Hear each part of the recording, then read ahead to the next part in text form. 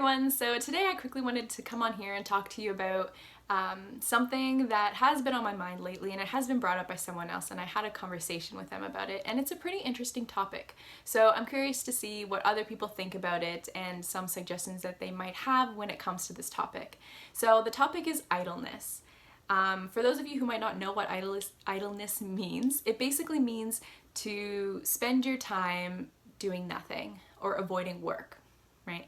This could be mentally and this could be physically, like with your hands, like actually doing work or what we are occupying our minds with.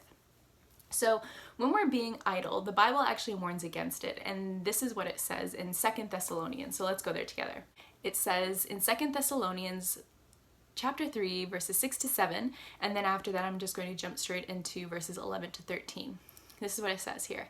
In the name of the Lord Jesus Christ, we command you, brothers and sisters, to keep away from every believer who is idle and disruptive and does not live according to the teaching you received from us.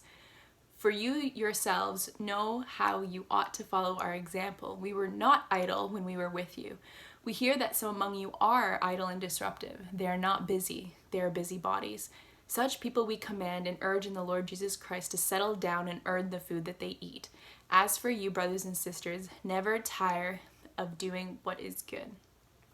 And there's a quote that I saw, and I really, truly believe that this is true. And I'm just going to bring it up on the screen here. And it says this: Satan finds mischief for idle hands to do, but when, in this case they were talking about students, but when students are kept busy in useful labor, the Lord has opportunity to work for them.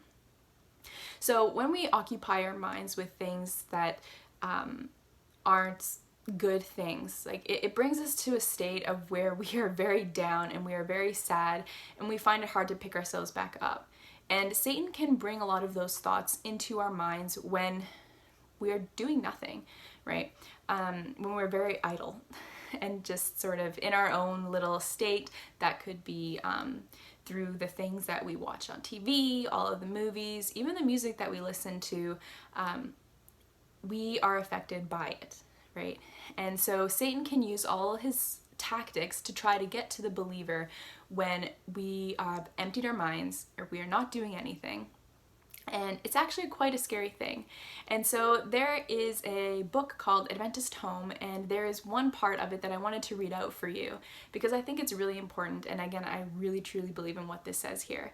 So it says, I have been shown that much sin has resulted from idleness. Active hands and minds do not find time to heed every temptation which the enemy suggests, but idle hands and brains are all ready for Satan's control. The mind, when not properly occupied, dwells upon improper things. Parents should teach their children that idleness is sin.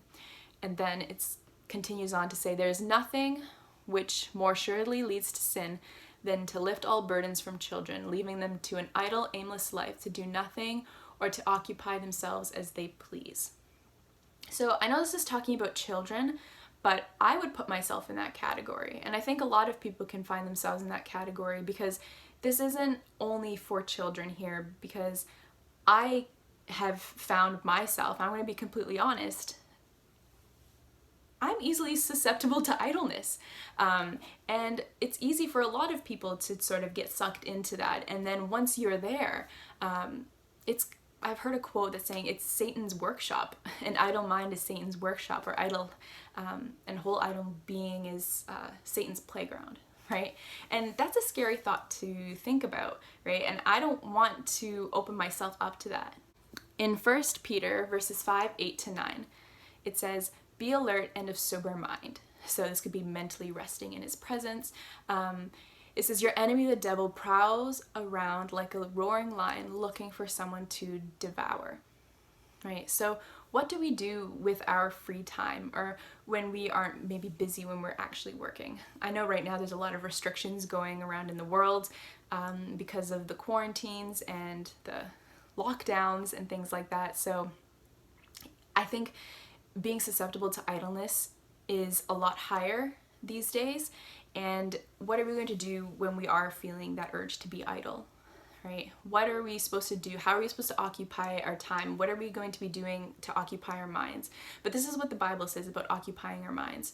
It says in Philippians 4 verse 8. It says, "Finally, brothers and sisters, whatever is true, whatever is noble, whatever is right, whatever is pure, whatever is lovely, whatever is admirable, if anything is excellent or praiseworthy, think about such things." And one of the things that I think is important to do is just look at Jesus's life, right? When he was young, a child, teenager, an adult, he kept himself busy. He was not idling around doing nothing, right? When he was 12 years old, he was found at the synagogues and he was teaching.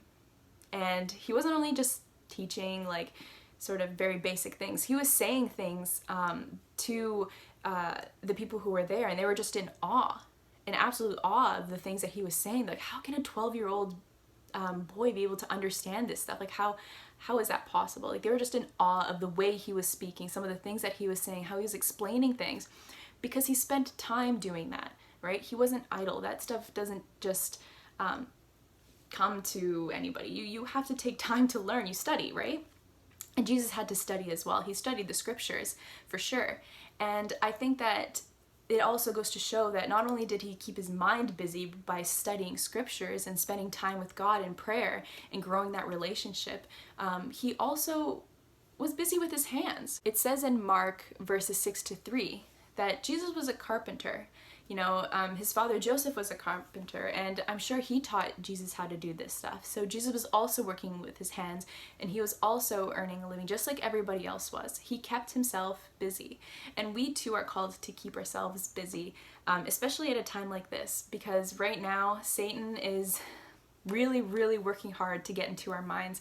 And when we put our minds in a state of nothing, it's very, very easy to be more susceptible to a lot of temptations that he's going to throw at us, and a lot of things that could just steer us away from God.